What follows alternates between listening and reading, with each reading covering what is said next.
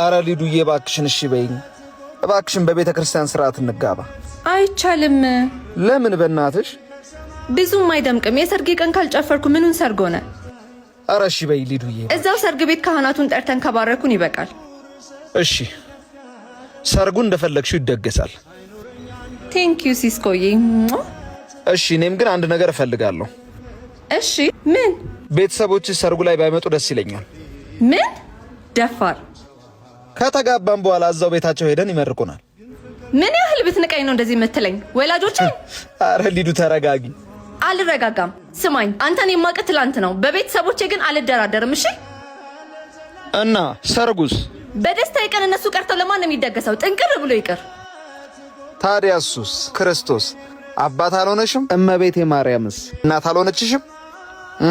እግዚአብሔር ለኛ ያልከፈለው ዋጋ ምንድን ነው? አንቺ ግን በደስታሽ ቀን አትፈልጊው። ሲከፋን ሮጠን ሄደን አልተማጸናቸው? ታዲያ በዚህ ሰዓት ከነሱ የተሻለ እንግዳ እናገኛለን? የሚመስል ማንም